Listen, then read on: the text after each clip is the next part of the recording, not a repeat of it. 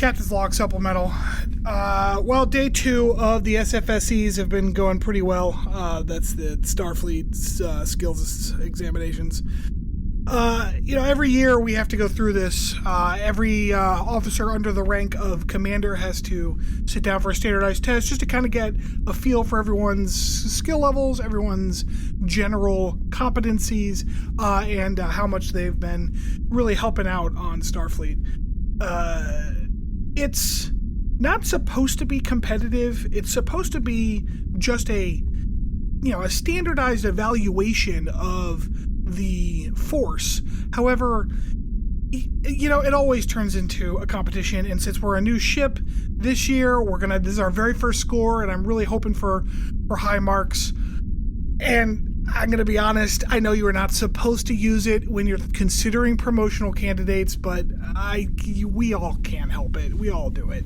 I mean, it's in their files. I'm not gonna rank up a fuck up. Anyways, no ensign left behind.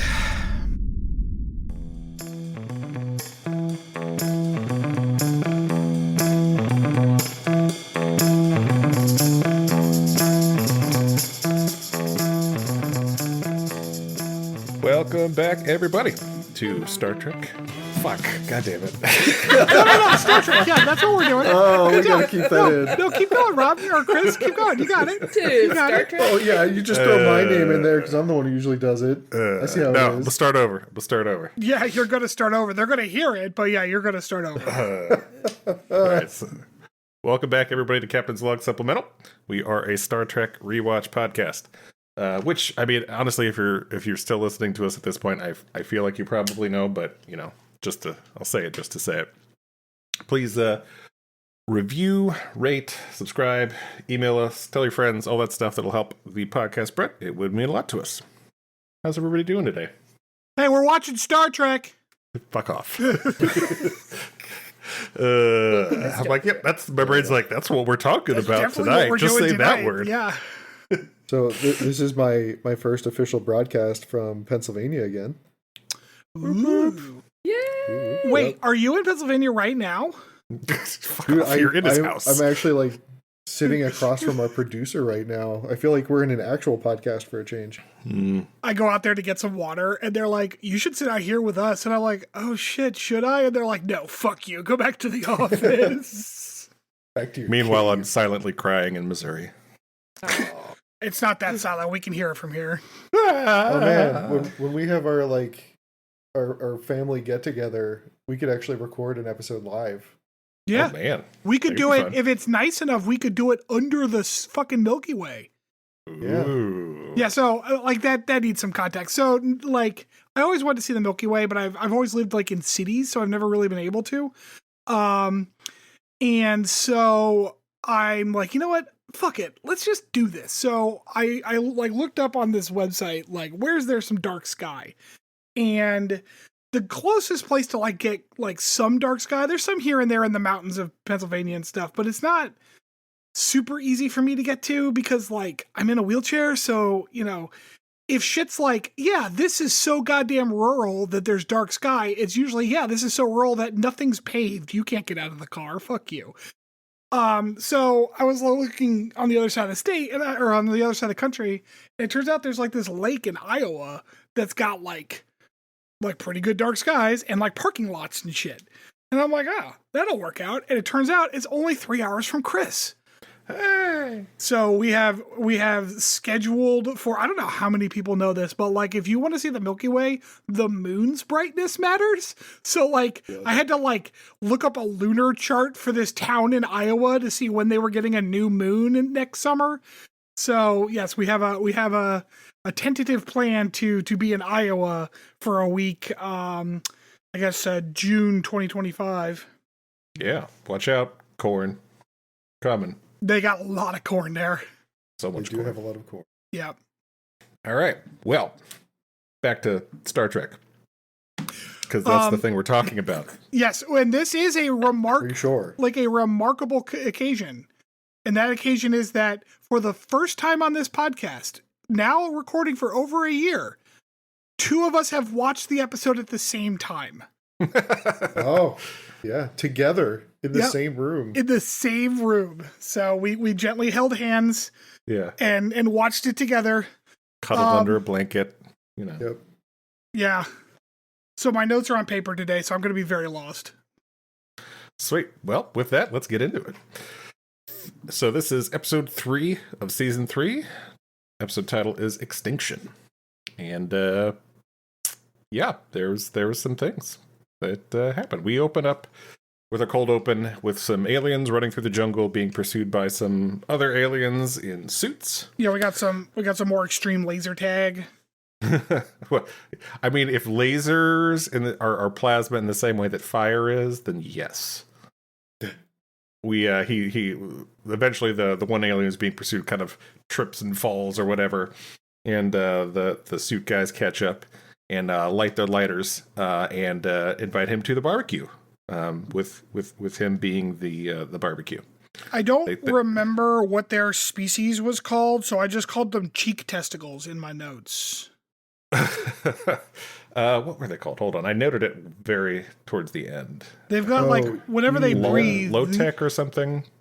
Or are you talking about the guys who were doing the roasting, or the guys? No, the thing that they turned into, like they're like when they breathe, those like golf balls on their cheeks swelled up. It was gross. Yeah, it was very gross. Yeah. So yeah, back on Enterprise, DePaul is setting the mood, lighting some candles for her Vulcan acupressure thing or whatever it is that she's doing for Trip. Trip is apparently has missed a couple sessions, so she provides DePaul with some peaches that he picked up while he was back on Earth. Georgia peaches.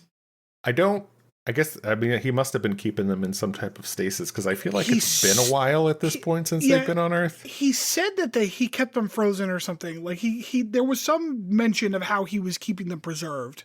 Yeah, he said Chef kept them in stasis. No, there you go. Now I will say, this is kind of an awkward gift giving moment because okay, so there's a lot of different gift giving traditions around the world and like general mannerisms around gifts.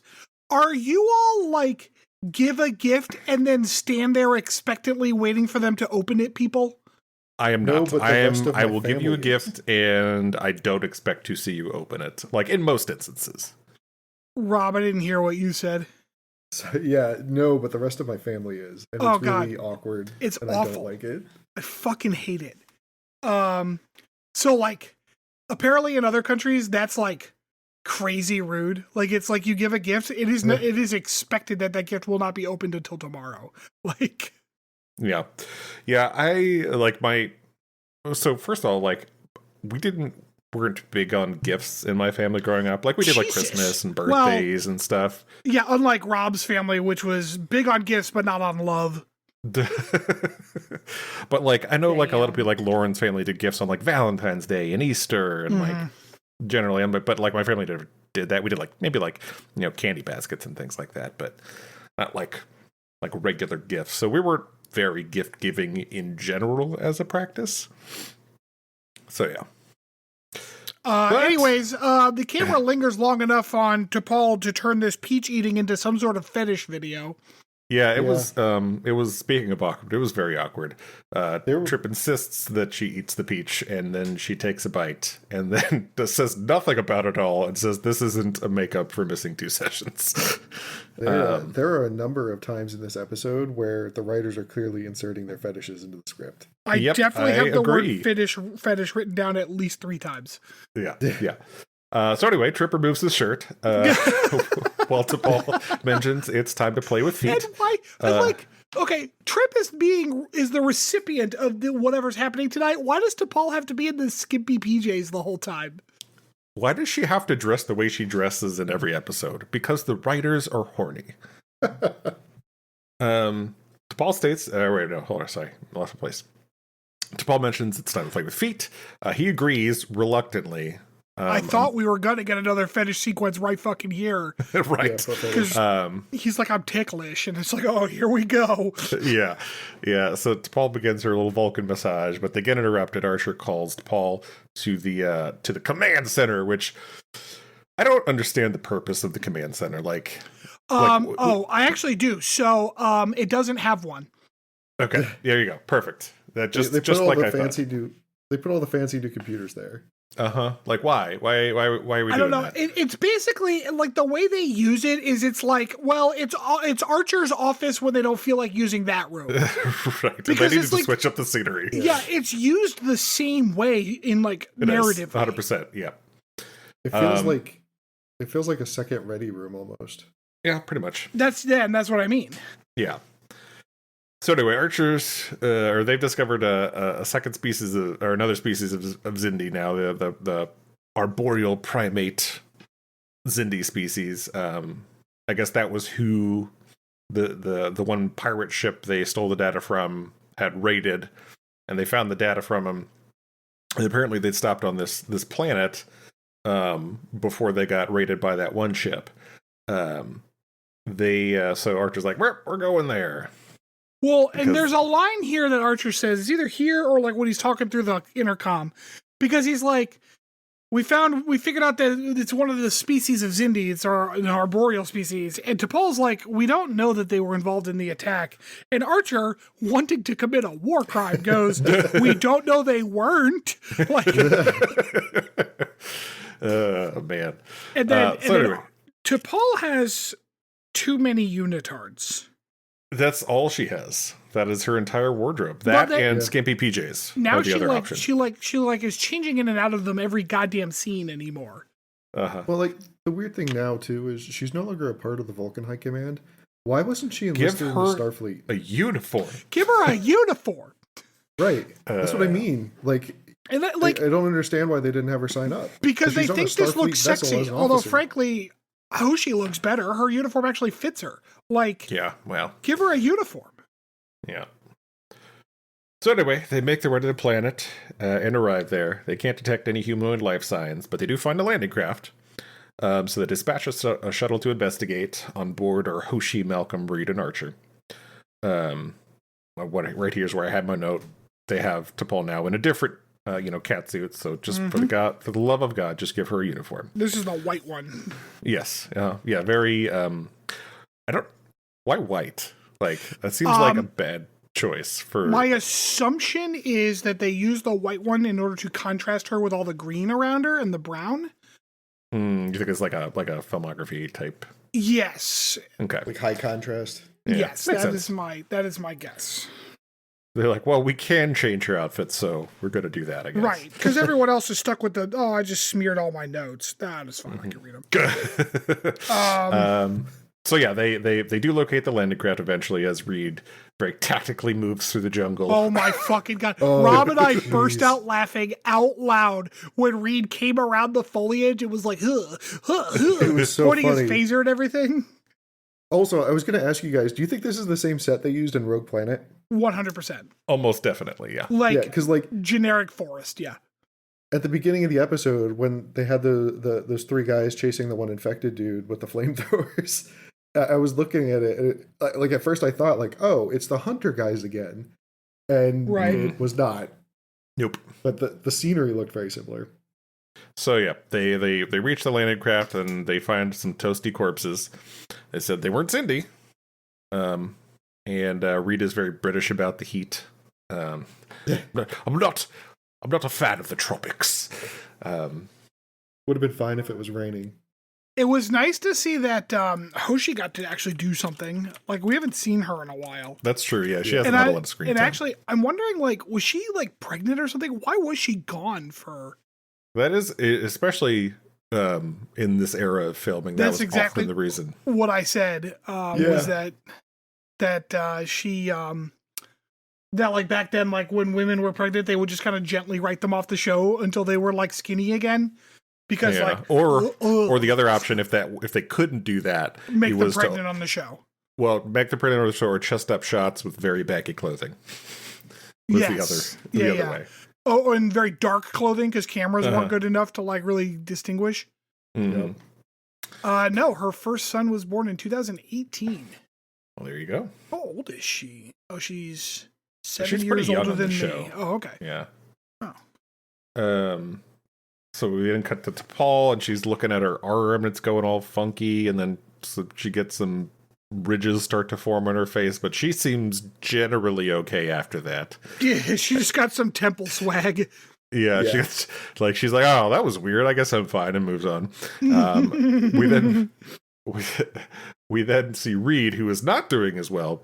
He changed very quickly. My note here is, oh yes, the famous Star Trek Insta disease, because we only go to like that internal shot of him, and like all the fucking bones are moving and shit. Yeah, like you would be dead if things in your body changed that fast. So dead. And I'm really glad that so much of the senior staff of the ship is down on this one away mission, so that we can all get infected by this shit. Right, they pan up to the ship, and freaking Travis is in command at that Travis, point. Plus like the bridge like B-list staff. Yeah. So yeah, Reed's changed to the alien. Archer soon after changes to the alien, and then gets all aggressive and attacks T'Pol, who immediately pew-pews him. But then Hoshi attacks from the back. Mm-hmm. T'Pol runs off, and then for some reason collapses. I don't know why she collapsed at that point, but she did. You're not gonna point out the horniness of this fucking show where we get an instant shot on Reed, but when the girls fight, we gotta have like this extended cat fight. I mean, I wasn't gonna go into detail. I'm trying to. T'Pol was straddling her, Chris. Straddling. Yeah, dude, but it was hot. It's the only way it could have been a little more on-brand Enterprise is if they had accidentally rolled into a mud puddle while doing it. Just a random pool of Jello on the planet. It's an alien planet. They got pools of Jello everywhere. Oh shit. So yeah, like I said, T'Pol eventually collapses. We cut to then T'Pol being put in some type of litter, being carried by the now alien Archer, Hoshi, and Reed. And the alien language they're using is immediately very annoying. It is annoying. I have the note at the very end of the last act that like growling face makeup Bacula was the best acting we've seen out of him all season.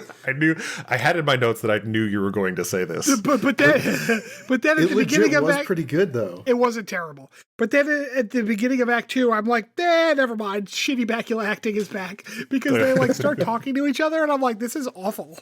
So yeah, alien Archer and Hoshi seem to disagree about what to do with T'Pol and their clicks and whistles and whatnot that they're making. And then we get a very gross, like, sniffing tongue thing that Archer does to T'Pol. Yeah. I'm like, oh, come on, we don't have to do that. We don't. By the way, I also thought that their language sounded like Huttese. Yeah, I said that, because they kept saying solo a bunch. Like this whole scene was reminiscent of like when they strung up like the Luke, Leia, and the Ewoks. The Ewok village. And I don't know if we've been clear, but like their faces are completely different. Like they got like alien race makeup on now. Right. And they got air sacs in their cheeks. The cheek sacs are kind of gross, but like otherwise I'm not liking the look. Like that. I mean, this is pretty cute. Like I thought it was interesting. I'd be all right with it. So yeah, they're making weird sounds. T'Pol eventually requests Hoshi's translating device. I wrote, well, at least they're no less competent, because like they're just as shitty at their jobs as they are when they're not like transformed into primitive alien I thought it things. was. I don't understand the point of this part of it, but I did think it was funny. She's like, all right, you have to talk. Just fucking talk. You were talking a bunch. Just fucking talk. No, they needed more time for Archer to get way too close to her face. Yeah. So back on Enterprise, they're trying to figure out where the humans went. Phlox is saying the alien biosigns may be the crew. Trip decides to go look, but this time in EV suits, which is probably what they should have done from the first time. I'm like, yes, Trip, send the rest of the senior staff down to the planet. That's perfect, yeah. Yep. Quickly, we cut back to the planet, where at least they're actually, where you can understand them speaking now. And, why do they sound stupid? It is a universal translator. They sound normal. All aliens should sound normal. They are speaking their own language. But then they don't sound as alien. this is a problem, Mariah. I don't know if you remember, but we read most of a CJ Cherry book with Dad during that like book club part of the pandemic. Right. And like there were parts where it would cut to these aliens that were like quote unquote primitives, and like their language to themselves was like in this weird broken English. And it's like, bitch, Oh, right. what the fuck are you doing? They would sound normal to each other, like it's their language. I mean, they do this with a lot of other aliens, though, like the Packlands. And Look, like the Packlands are a toxic stereotype, and they need to go away. Oh god, the like, Packlands bother me so much. Even with like the Vulcans and the Klingons, though, you get parts of their speech pattern that, like, I don't know, like you're not going to get that via translation alone. Right. It's a device to make them seem alien. It's a device. storytelling It's a device to make them seem stupid, and that's not like that's terrible. I don't care for it because like they were making things out of vines and stuff. They're already like quote unquote primitive. You don't have to make them sound intellectually incapable. Which, by the Like, way, also the people- to build on top of this, we get that scene later on where we like see like the city and like they were primitive then. Why are they acting all primitive now? Dude, Right. They were engineering viruses to prevent their own extinction. Spoiler alert. But like, they're not stupid people.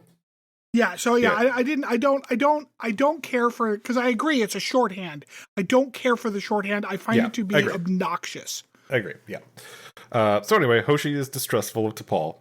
Archer is again creepy and gross.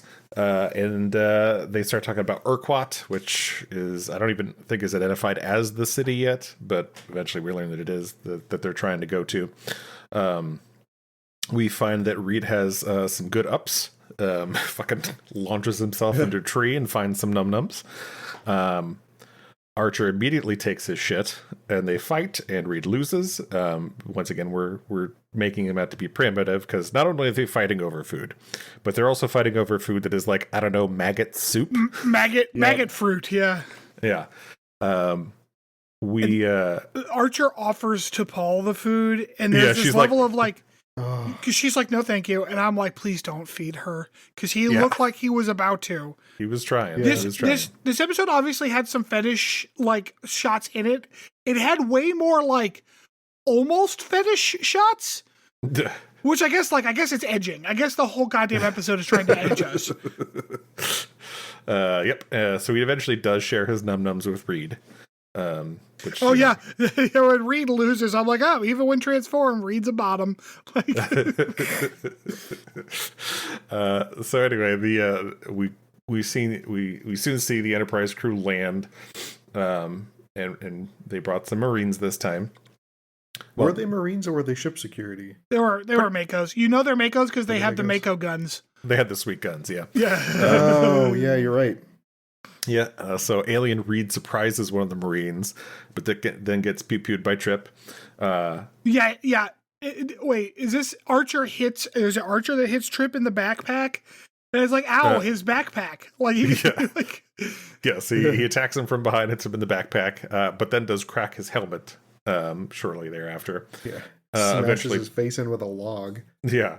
T'Pol manages to, I don't know, shoo him away from attacking Trip more. She's just like, no, that's bad. Bad alien. Bad Archer. And then I guess decides to go with them for some reason. I said this to Rob too while we were sitting there. I'm like, did they not just like toss her a communicator or something? Like, what are we doing here? Well, I think the reason why T'Pol ended up staying with them was, one, she had like established a rapport with them already, but also like they knew that they could at least track T'Pol's biosigns. Sure. Still. I don't think her staying with them was a bad idea, but I do think that like they could have provided her with any kind of support. Right. She's like, anyway, bye. I'll see you later. Yeah, it's like, okay, yeah, you stay with them. We got to get Trip's broken helmet ass back to the ship. And Reed, I think they took Reed back with them. Yes. It's like, here, take this communicator and we will be in touch. Because they didn't, it's not like usually in these kinds of situations, there's like a storm or whatever blocking communications. But this time it's just that she just didn't have a communicator on her. Right. Yeah. So, yeah, as you said, they take Reed back to the ship. On Enterprise, we find out from Phlox that it is a mutagenic virus that transformed the crew. Mutagenic being a magic word that means it does whatever we need it to. Exactly, yes.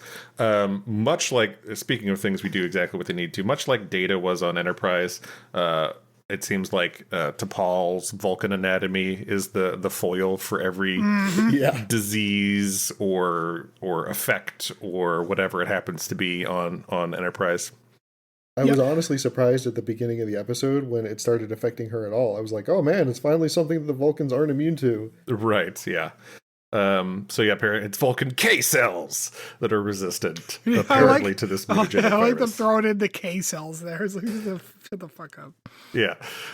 So anyway, they need her back on the ship to synthesize Which, an no, antidote. they don't. No, they don't. They just need some of her blood. That's what Phlox said, though. It turns out they don't even need some of her blood. They just need some of her sweet, sexy lip spit. Her saliva, yeah, man. Yeah, but like, they don't need her to return to the ship. Just go down and get some blood from her. Like, she's right there. Shut up. Anyway, Okay. 2 ships are now incoming. The aliens on these ships tell the Enterprise that they are under quarantine and be prepared to be boarded. They are going to eradicate the infected. This ginormous man shows up on their screen, and I'm like, oh, it's Justiciar Swole. Like, he's a huge muscular dude. I feel like this guy's done a lot of sci-fi too. Like in Star Trek, I feel like I remember him in like Stargate too. He looks a lot like Teal'c, like in his build. I know it's not. But it's not him, no. Yeah, but I've definitely seen him in things like this before. But yeah, I wonder if he like played a Jaffa. He's fucking enormous. No, well, I don't know. Well, maybe a Jaffa, yeah. He definitely didn't play one of the Goa'uld because they were all like twinks, and this guy is giganormous. Yeah. Twinks. Trip, describe the Goa'uld with one word he's in not any wrong other at way. all. Like, look, I'm they're not either saying women you're or wrong. twinks. I'm just saying it is a funny way to describe them. So yeah, Trip says, we can come chat or we can fight, either way. We cut back to the planet where Archer makes it to some underground civilization filled with CG people, but psych, it's a dream. These hold on real quick, back to Justiciar Swole.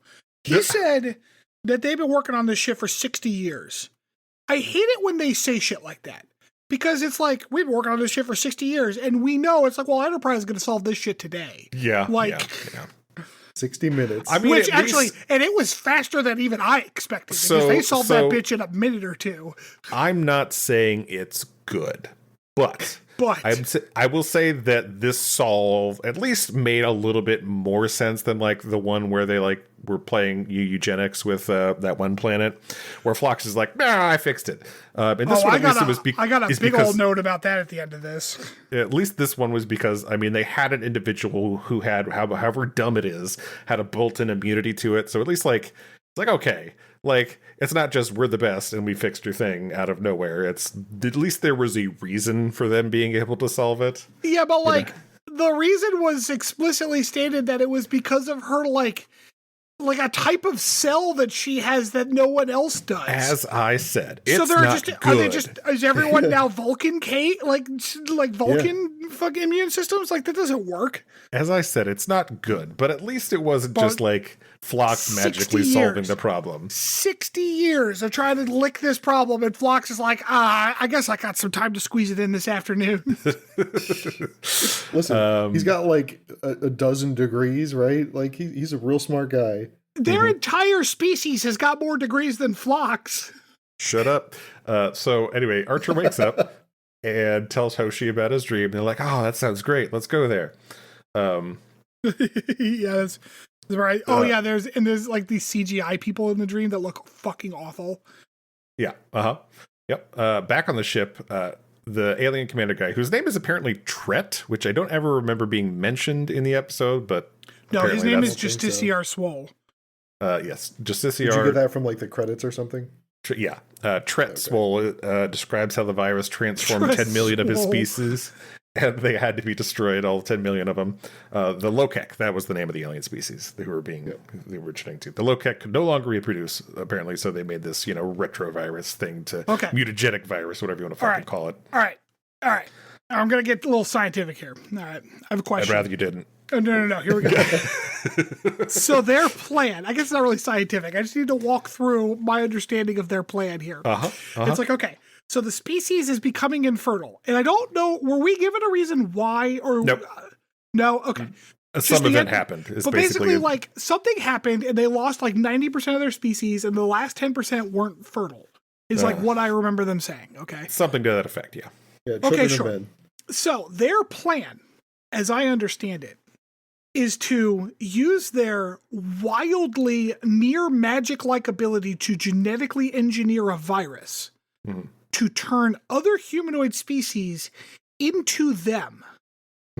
Infertility, impossible to solve. Okay. Mutagenic virus that transforms you into another species, totally fine and easy. Okay, I just want to make sure we're on the same fucking page here. Because I want to be like, can you make a mutagenic virus that just turns you into a fertile version of yourself? Like, how fucking hard is this? I have a bigger problem with what happened. The virus, right? The virus, viruses have to live inside of hosts? No, it's an insta-virus. Shut up, Rob. Shut up. It's Star Trek. Seriously, where were the hosts? They just showed up and it was apparently in this the virus air. is just hanging out in the air forever? No, it was the maggot fruit. They off-gassed the mutagenic virus. Oh my god. I mean, I guess, like, if you're talking about a virus that's like bioengineered, because viruses can't hop species. That's based, COVID did that. So Sure, but then wouldn't you have like little squirrels turning into those guys? Well, maybe it only affects their DNA because that's what the virus finds yummy. Yeah, there's like you have to be so tall to ride the mutagenic virus ride. No, Rob, it doesn't, because everyone except for them on their planet has K cells. That's what it was. So anyway, Justiciar Tretzwell says his people will examine the infected on the surface. Examine, he says. He even like slant says it. We'll examine them. Like, yeah, dude, we know what you're gonna do. He said it all like foreboding. Oh man, so he got escorted back to the airlock by like a random like security dude, and I turned to Rob and I'm like, "Wait, that's not Chad. Where's Chad?" And then Where's I was like, Chad? "Oh no, Chad died last episode." Crewman Chad died, yeah. We have to pour one out for Crewman Chad. Pour one out for the homie. This guy's got some big shirts to fill. Yeah. Yep. So anyway, Flock says they need to make the thing in 2 hours, or the changes are permanent. Okay. Trip rushes to T'Pol's quarters to find some DNA from the peach she ate. Yeah, Trip's like, hold on, she mouth-fucked a peach earlier. I got this. On the planet, they've come to the place in Archer's dream. There was a city here, but it's now destroyed. Archer and Hoshi are much disappointed. T'Pol tries to convince them to come back to Enterprise, and then Archer gets all murdery and blames T'Pol for killing their civilization. Just as he's choking her out. Another fetish. Yep, that's right here. Some more fetish content as the alien chokes T'Pol. Yep. Yeah. The suited up aliens come to do some burninating. So Archer, T'Pol, and Hoshi. The dialogue in this scene, by the way, it just seems so stilted and like weird. Like even like T'Pol's like, "Come on, we must go this way to safety." It was weird. Yeah. And I don't know what kind of physical like direction they were given, but every time these three went anywhere in this last like 3 scenes, they maneuvered in a way I can only describe as skedaddling. Yeah, well, like, and too, like, and I understand that like Hoshi is Asian, but like Bakula and Jolene Blau, like they are white people, and white people are good at nothing else but skedaddling. But like, so there's some serious skedaddling. Like Hoshi's just standing in the background of the scene, but she's God, also Rob. like standing all fucking weird too, just like sticking her ass out to the side and like hips jutting in the other direction. It was the fucking weirdest stance I've ever seen. It looked like someone set a Barbie up weird because they had to balance. Like, I just looked it up because I was curious. Guess who directed this week's episode? oh no, was it LeVar Burton again? It was LeVar Burton. God damn it, LeVar Burton. Well, you know what? I mean, if anyone's going to make some white people skedaddle, it's going to be LeVar Burton. So yeah, they go run into farther into the city or whatever, into some tunnel thing. I'm going to go out on a limb here, and I do apologize. LeVar Burton, not a great director. I mean, So I don't think that it's a lack of quality in the direction here. I really think it's just the script. No, Yeah. no. The way Hoshi is standing, that is pure direction. 100%. That is entirely LeVar Burton's job. No. They wrote in Hoshi stands really fucking weird in the background of the script. Yeah. And LeVar Burton just throws his hands up like, I don't know what the fuck to do with this shit. Man. So yeah, in this tunnel area, Archer's sneak attacks one of the aliens. Well, one of them tries to take T'Pol. T'Pol breaks free, and Archer's intent on murdering this guy. But T'Pol convinces him to spare the dude. However, the dude has a rip in his arm, his suit arm. May I take a moment to tell everyone that punching someone in the helmet doesn't work? No, it's a very bad idea. Watch any hockey fight. Like, man, there are so many videos out there of like road rage incidents where like someone's pissed at a motorcycle and they come up and try to punch the dude's helmet and like break their hand, and the motorcycle dude's like, "The fuck did you expect?" Like, yeah, that's stupid. Yeah, people are dumb. So yeah, Archer, I guess, incapacitates this guy. But then they T'Pol and Archer and Hoshi wander off. I don't know where Hoshi. I don't remember seeing Hoshi in this. She skedaddled the other direction. She skedaddled too far. Yeah. So anyway, alien dude on the ground. His bros show up and invite him to the campfire. Don't even say do sorry. they? I don't understand why they had to burn everybody. Can they just shoot him? Like, the whole planet is infectious. You're not containing anything by killing a guy on the planet. Yeah, like you don't have to worry about a host for the virus, apparently. It just hangs out for decades. Yeah, the host is the planet. Fire.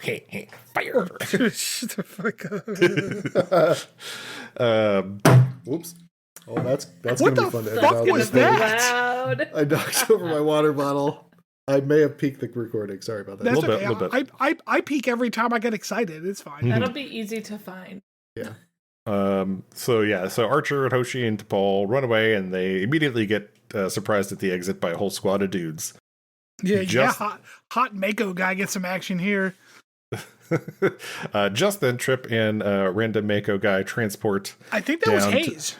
Was it Hayes? I couldn't really see his face, so I don't know. And they just start blasting and take everybody out, which, I mean, makes sense. The other guys were armed with flamethrowers, apparently, which is not a good matchup for phase rifle for lasers. Yeah. So everything's great. Everybody ends up going back to Enterprise because they're the alien Archer and Hoshi are now totally cool with going with everybody.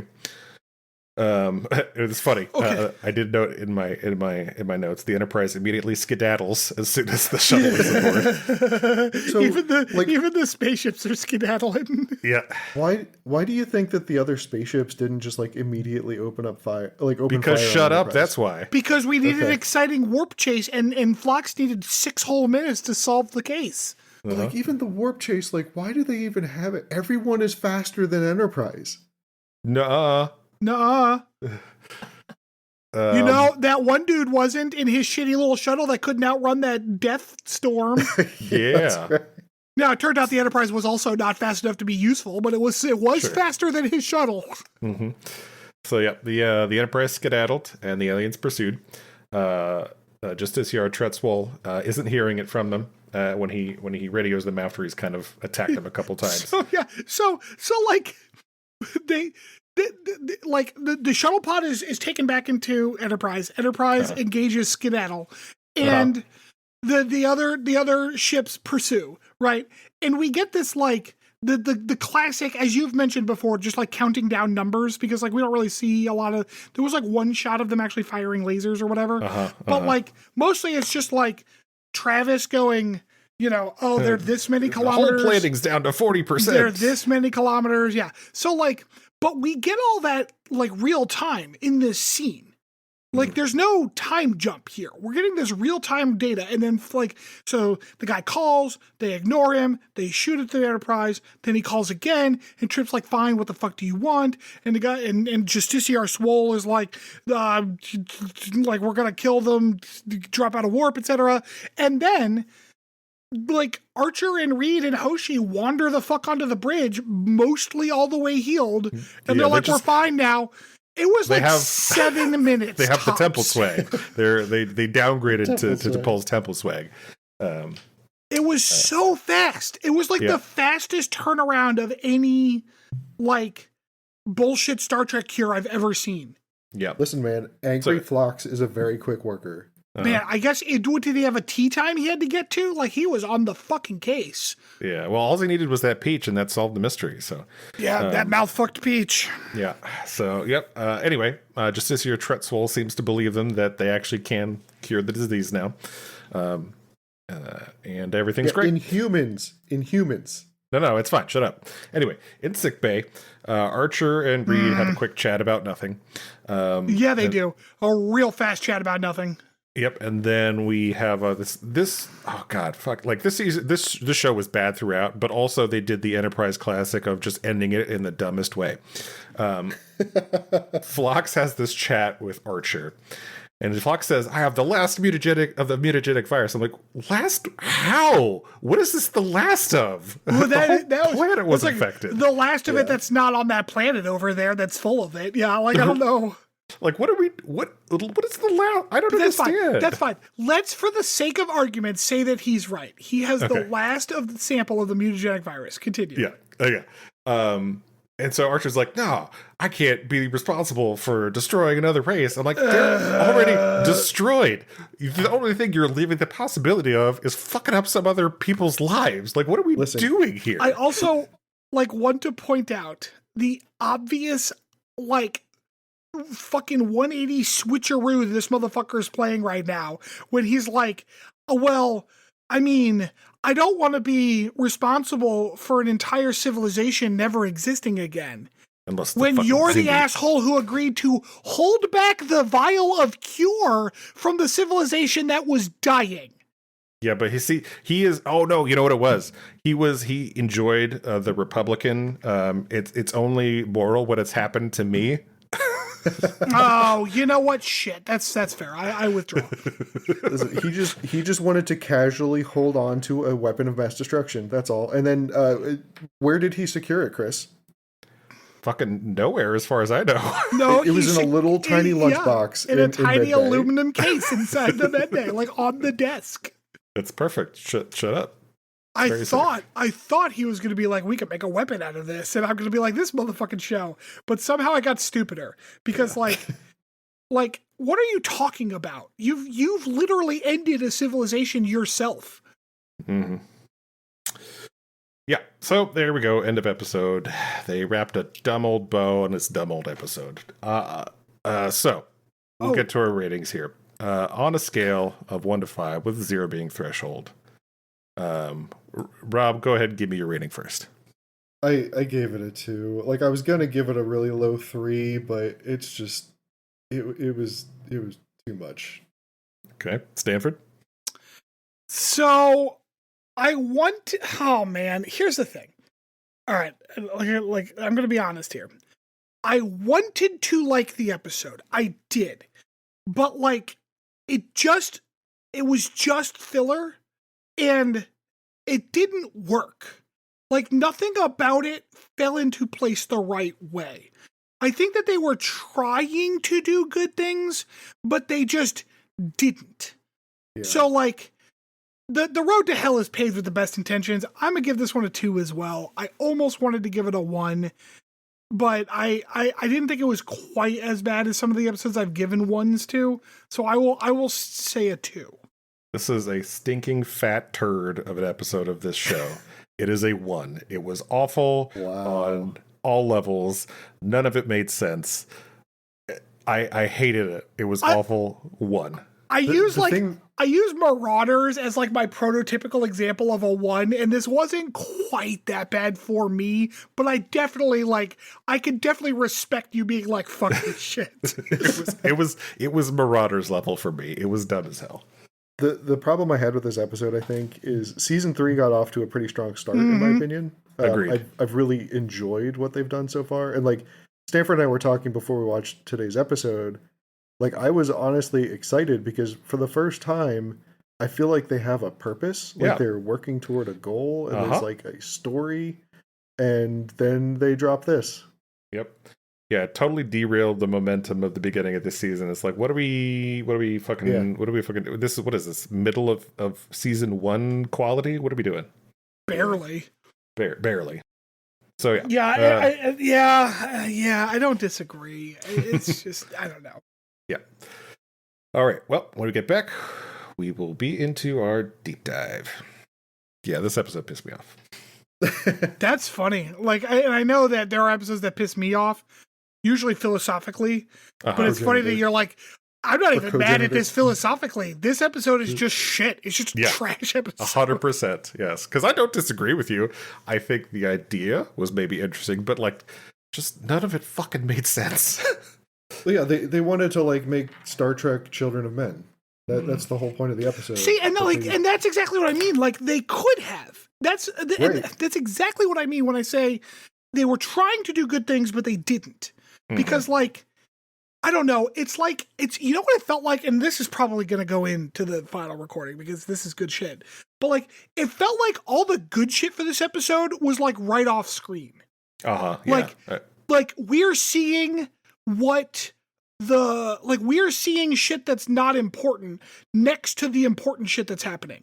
Because, like, the civilization that died off but created this virus to, like, kind of repopulate itself. That's genuinely interesting, like concepts. Right. But, like, we don't actually see that. We just see Archer and Reed bumble fucking around. Skedaddling. A lot of skedaddling. Yeah. Fuck this fucking episode. God damn it.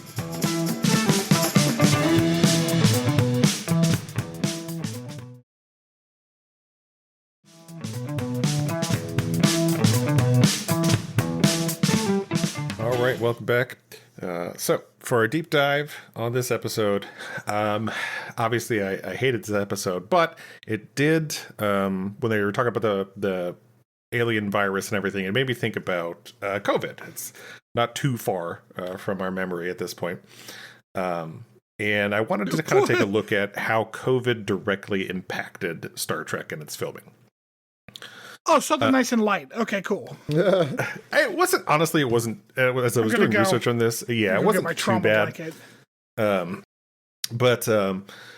So I kind of took a look at the different shows that were filming at the time and kind of how they were affected, and some were more than others. So Discovery seemed to be the most directly impacted, at least that I could find, content and research and kind of articles on. There was an article I was looking at that was saying that the Star Trek Discovery season 4, during filming, and actually kind of COVID apparently happened like right before they started writing season 4 of Discovery. And so they were saying that the writers are saying we were at lockdown as we went into writing this season. This is from the showrunner, Michelle Paradise, or Paradise, I don't know how to say her last name, told Decider, which is what this article was pulled from, during a recent press day. At the time, we were in lockdown when we started to shoot the season, but the pandemic, it was and is such a huge part of all of us as a global community. We couldn't help but explore some of the things in our storytelling for season 4. Okay. Much like with COVID, this unstoppable force seems to initially have no solutions. This is talking about the burn, right? And the shocked officers of the Federation aren't sure how to deal with the impending threat. But for those who might be hesitant about watching yet another pandemic-inspired season of television, they're saying it's not a one-to-one, but it is kind of because no one's getting sick or anything like that. I guess I don't want to say like she's wrong because it's her inspiration. It's her talking about her inspiration. But I'm also like, I mean, you just described the Borg. Like, what?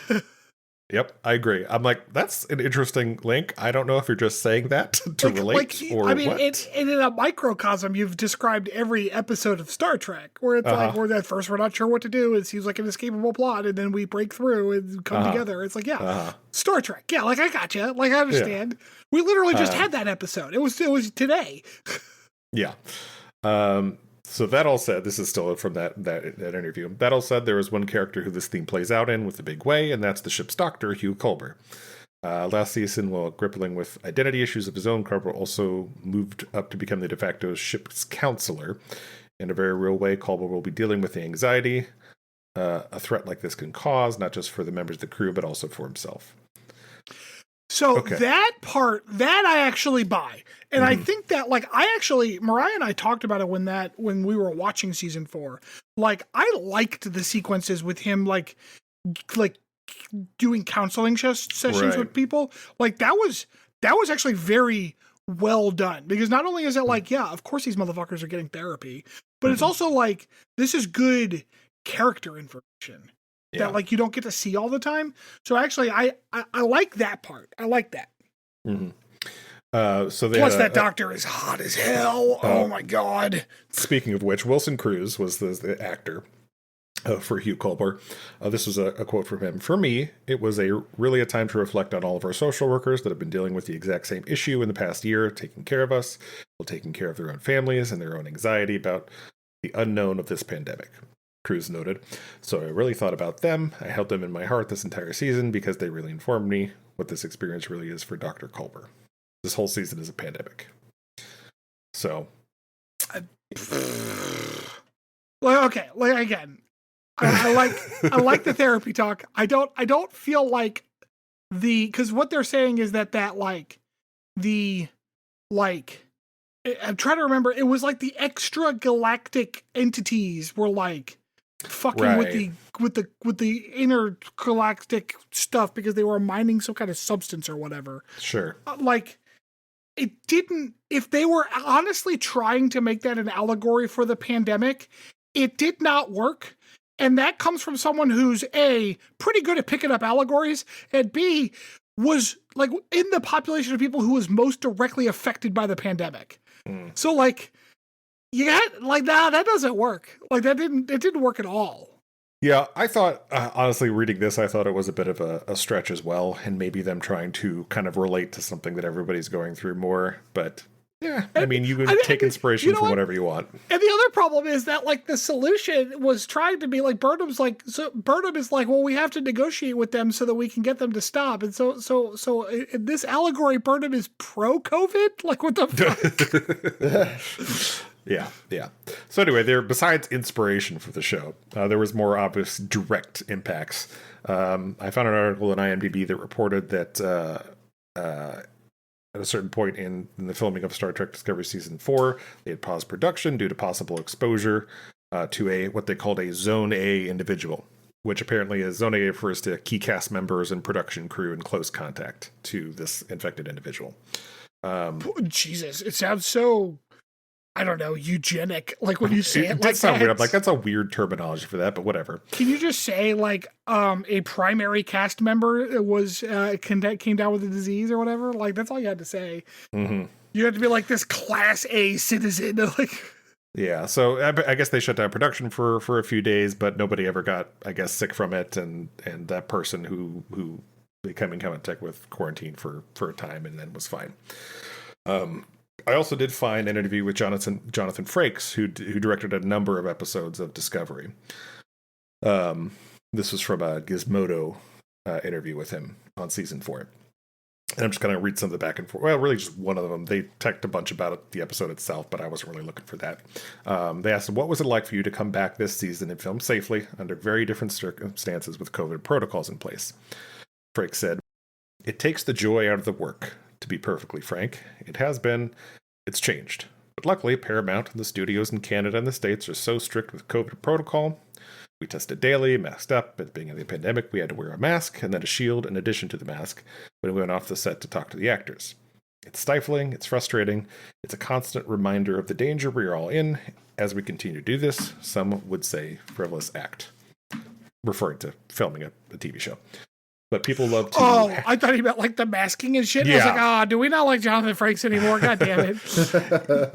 Yeah. But people love to have the entertainment. I'm looking forward to a time where we can work the way we normally did. Having said that, show business in general, I think, has been a great leader in how we function with these new restrictions. I once worked on an ABC show, and Disney has a very strict mandate for vaccination, which caused some people to leave the show. When I went to Discovery this season, I had to quarantine in a hotel room for 2 weeks. I was not allowed out of the room. You download an app where they check your location daily, and this was a little bit of a quote. It's got a little of that Cold War communist Russia vibe to it. Okay. All right, Frank, stop talking. Roll it back. So there's nothing fun about it. It's particularly daunting, and I've talked to a number of directors, Michael Pressman and Robert Duncan McNeil. Hey, Robert Duncan McNeil. Mm-hmm. Olatunde Asunsanmi. God help me on that pronunciation. Is that what's Mabenga? Is that Mabenga? Who is that? No. This is the director, I guess. Oh, I don't know why. I thought you said actor, but yeah, director. Oh, wait, Mabenga wasn't in Discovery. He's in Strange New Worlds. Strange New Worlds, yeah. And we've all shared, we find with the mask, we over-verbalize now because we used to use so much of our face and bodies to express a note. Either a positive note, attaboy, or suggesting that we try something different. We can tell a lot of the story and the tone of what we're looking for with your facial expressions and movement.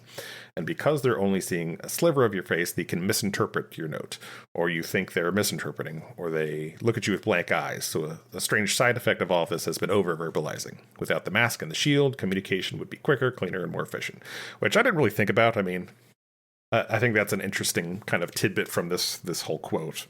Fun fact, because I can't hear anything anymore, I kind of unconsciously rely on watching your mouth when you talk. And I did not really realize how much I was doing that until people started wearing masks. Yeah. And it was like, oh fuck, I can't hear anybody. So yeah, that was all the info I found on Discovery. I did find an article on Picard from the Hollywood Reporter. Apparently on January of 22, more than 50 members of the large production tested positive for COVID, which was the first day of work after the Christmas break. The Patrick led series, I'm just kind of reading the quote here, it apparently had one of the biggest crews in television, numbering more than 450 staffers. Yeah, well, they needed like 34 staffers just to hold his old ass up. Oh, that's so mean. Man, he looks so frail in every scene. I'm like, can he just go be happy somewhere, man? Yeah, so he looks so tired. What if this makes him happy? Yeah, I guess. I don't need to see it. The infections impacted multiple zones. This is, again, that zone talk, including cast in Zone A. So, yeah, it was a big deal. Production of the series was immediately shut down and remained dark for, I think, almost a week. I imagine they had, there was, a crew member whose entire job was, if anyone looked like they were about to sneeze, is to, jump in front of Patrick Stewart. Because, the man's in his 80s. You can't have him getting COVID. Jesus Christ. Yeah. So this was apparently during the Omicron variant, if you remember that. Yeah. But it was highly contagious. Yeah, I think that's the one we ended up actually catching. Yeah.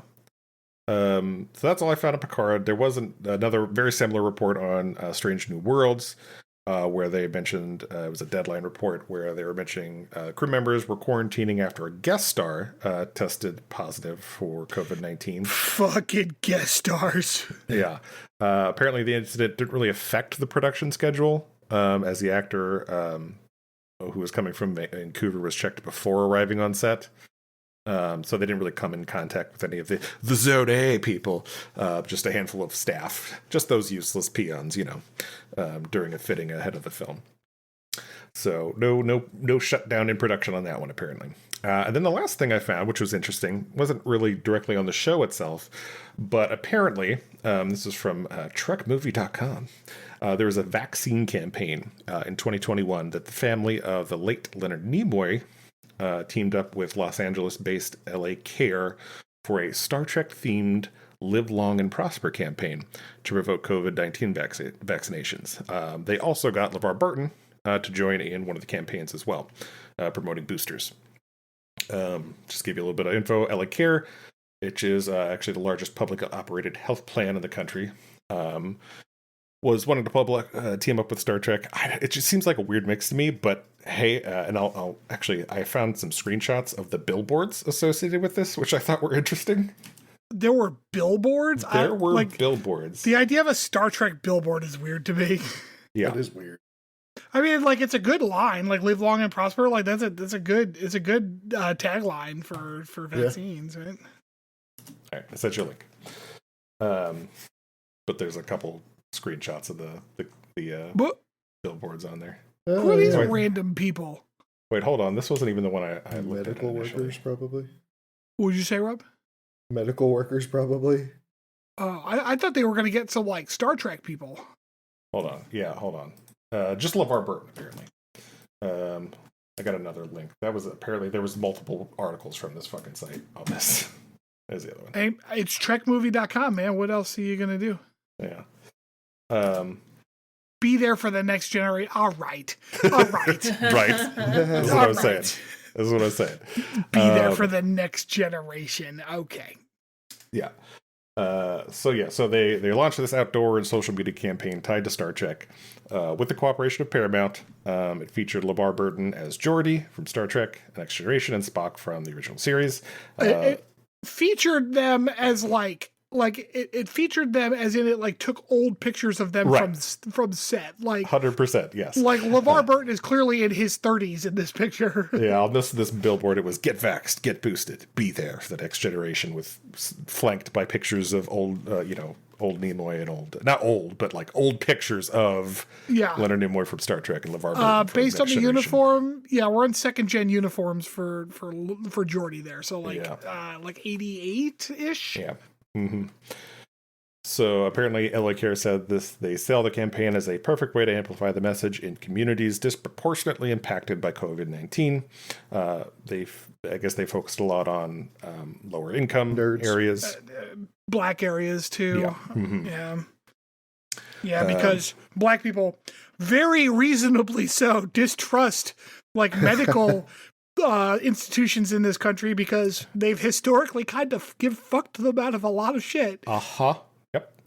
I had a note that Leonard Nimoy was, of course, diagnosed with COPD in 2013 and dedicated the last 2 years of his life to raising awareness about the progressive lung disease. His family had noted that they saw the campaign as an extension of that effort. One of them saying, "I have no doubt that my father would have been an outspoken proponent of vaccinations during the COVID-19 crisis, which has seen so many suffer lung damage." Said Julie Nimoy, I guess his daughter, who runs the Nimoy Mag Foundation. The Nimoy seem like they're good people. Well, in my only exposure to their family outside of Leonard, I would agree. So definitely, as really, it affected everybody. It certainly did have its impact on the Star Trek universe, and it shows. When we come back, one of you will have some potpourri. I'm not sure which. Is me. Okay. We'll be right back.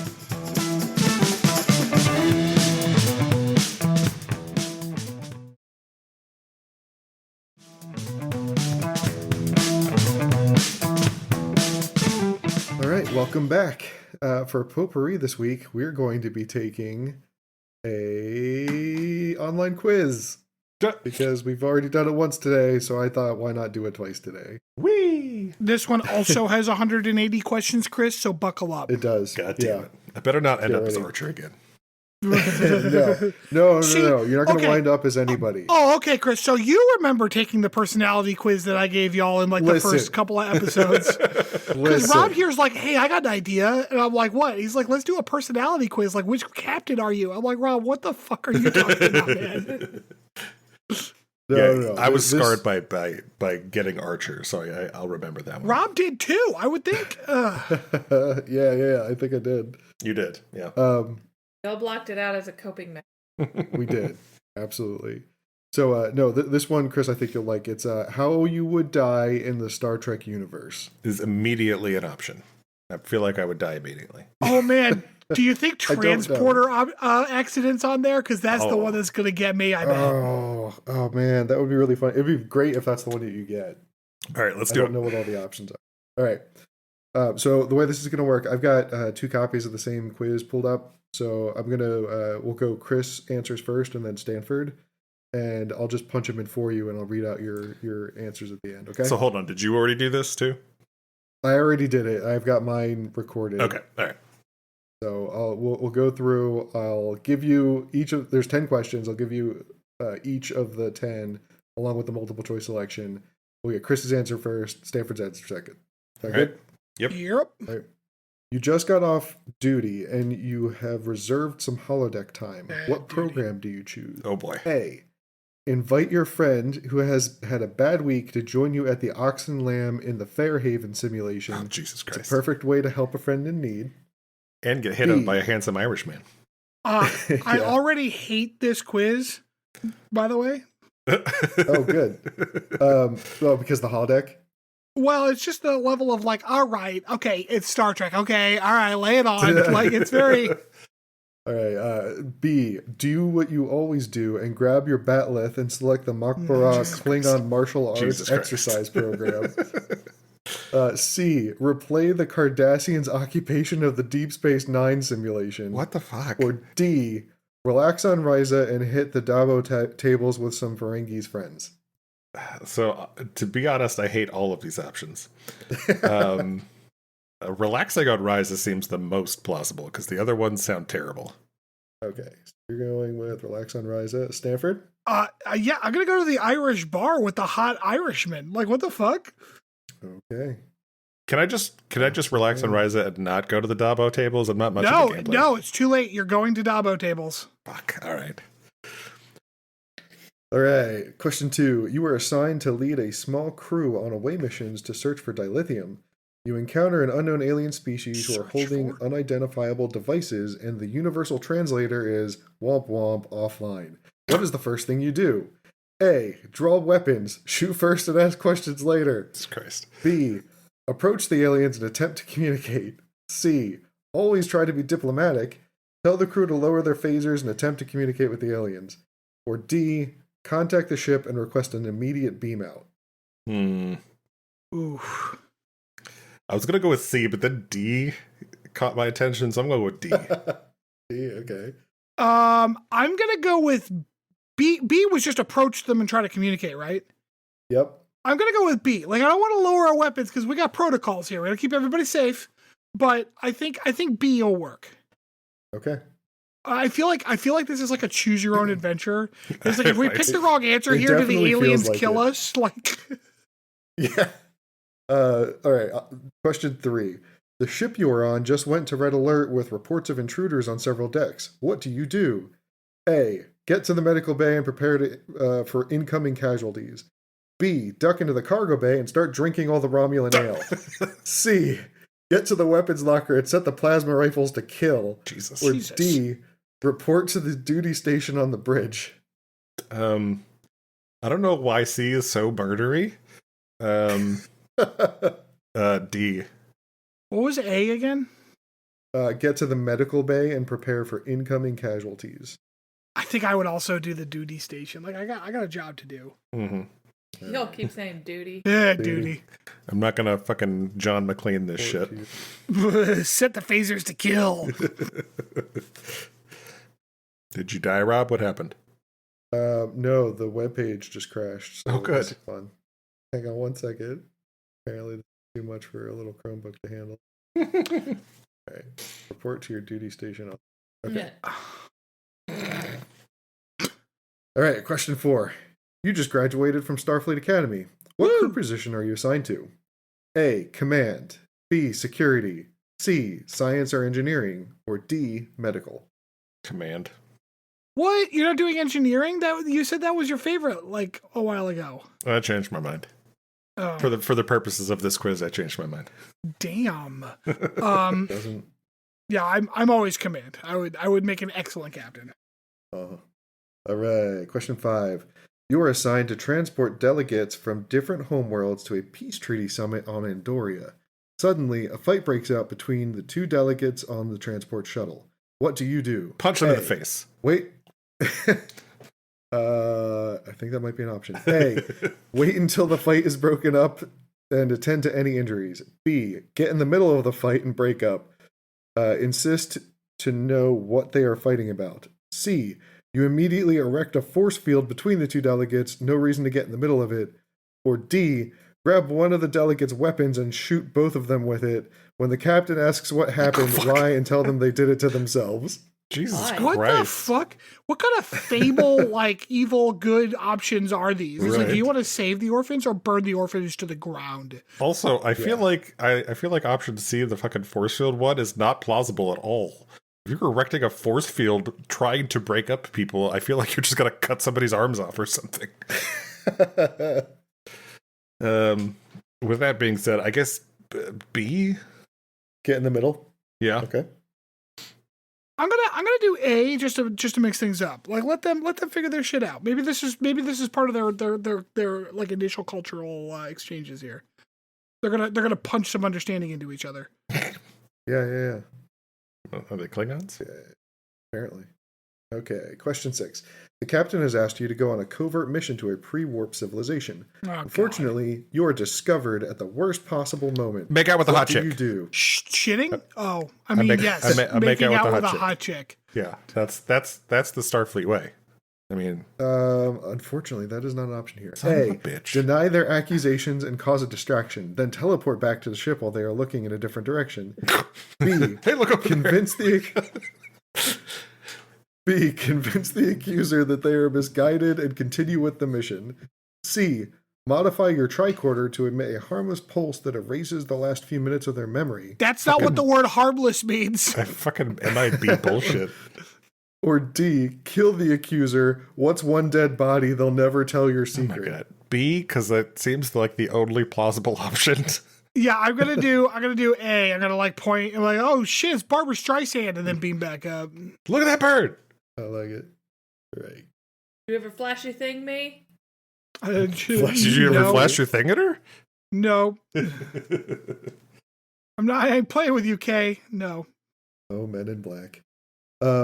You and your commanding officer are stuck on the turbolift together. Things have been getting really intense between the two of you lately. What happens next? Sex. A. Hold on. I need to know the nature of the intensity. No. The answer is clearly sex. It's just intense. That's all it says. A. Use your commanding officer's shoulders to get out of the turbolift and access the Jeffrey tubes.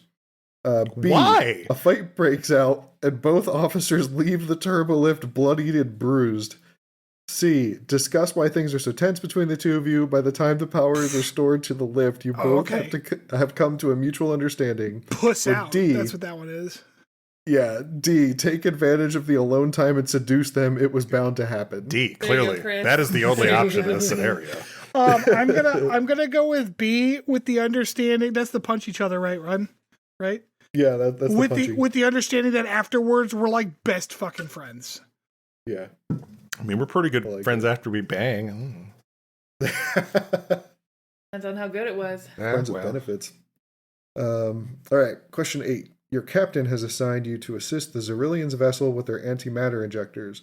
What occurs during your away mission? A. While working on the repairs, you fall for one of the alien crew members. A romance ensues. B. While assisting them with repairs, you discover they were intentionally damaged. You assist the crew in finding the culprit and saving the day. C. Do the work while secretly stealing their cloaking technology. It'll make you a lot of money when you sell it. Or D. Money. Break stuff and get sent back. Stupid job. Didn't want to help those aliens anyways. Money. Oh, weaponized incompetence. So C is money in the moneyless environment, and D is weaponized incompetence. So going off my last answer and the want to experience to go through the nipple trip experience, I'm going to go with option A. I am Oh, also God. picking A, but I'd like it to be an orgy, please. Oh God. I like how you two are ordering like combos from McDonald's. Yeah, is this Your not an a la carte quiz? I don't request. understand. Yeah. I'm going to go Plus off mine menu. I need the without secret tomatoes, menu. We need the please. secret Yeah. menu. It's like, yeah. Well, I'll take A. Secret menu. I'm gonna need an extra order of sexy alien. I want you to take B and just stuff it right into A. Yeah. Give me that. Yeah. So I want the saboteur to be a sexy guy that I have to seduce. I don't think this is going how you thought it would. No, this is going exactly how I expected it to go. This is great. All right, question 9. Your ship is engaged in a battle with the Borg, and your captain has been assimilated.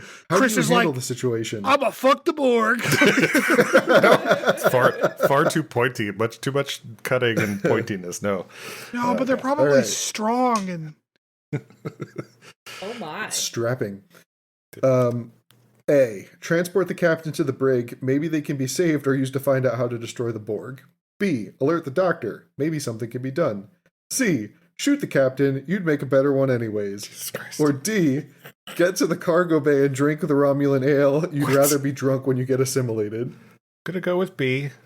wait. That's the doctor. Like, put him in the medbay one, right?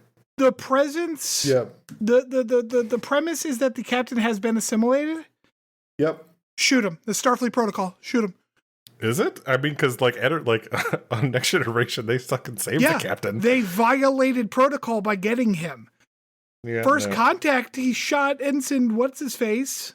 Not Ensign Lynch. That was a different guy. Ensign Memento.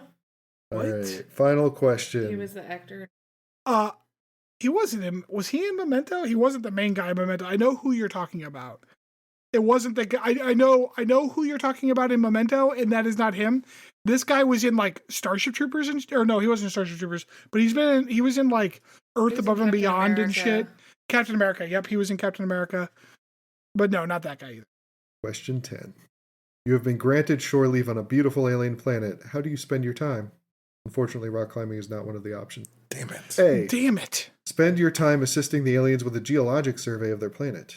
That B. sounds like rock climbing to me. It's pretty close. B. This is no time for a vacation. You were hired by a Zindi to execute the local ambassador. What? C. What the fuck? Request additional time off. This planet is super fun. Or D. You have volunteered to give a tour of the ship and a reception for the planet's dignitaries. Oh, fuck Chris, that. C. Chris. I need more time. Chris, you're gonna get to fuck them dignitaries I bet on D. Yeah. On D, you say? Yeah, Chris. You take On D, D. you're gonna be given the D. No. There's plenty of hot alien strange on the planet.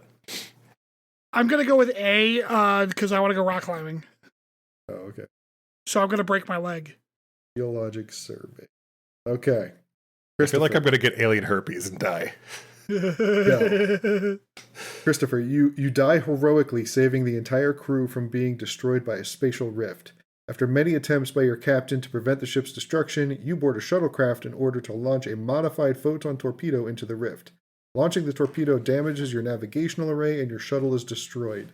The mission report sent to Starfleet records you as being a hero who died to save the lives of the crew. Chris, that's Building at heroic as Starfleet fuck. headquarters was named after you and your noble actions. Oh man, Chris. I'm the best. Damn. Chris, did you fuck that torpedo? I had to one time before I died. Jeez. I imagine Chris rode the torpedo into the rift. Oh man, Stanford, you got the same one I did. Aww. You die from contracting the auroral plague while attempting to assist the crew in finding the cure.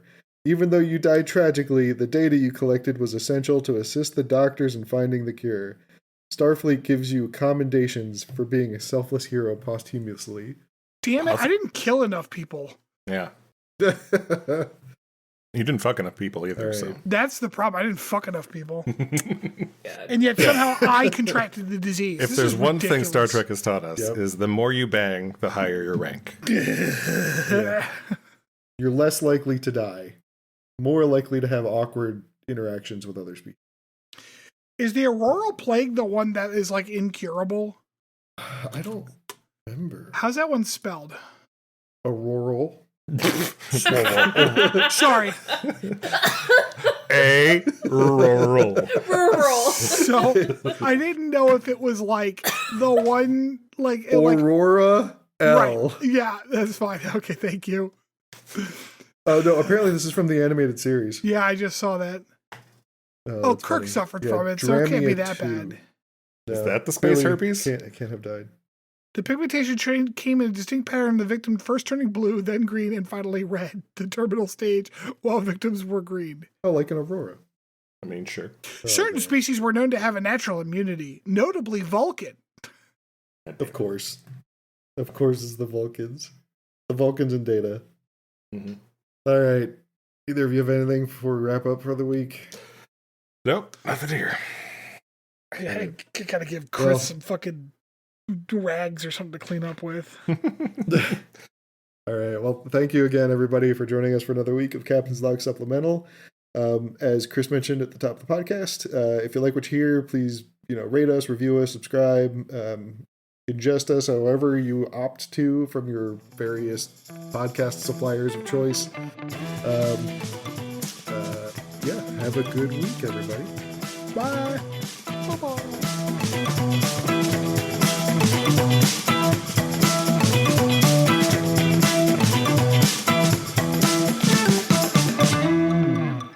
Thanks for listening to Captain's Log Supplemental. You can follow us on Twitter at PodCLS or send us hate mail at podcls3@gmail.com.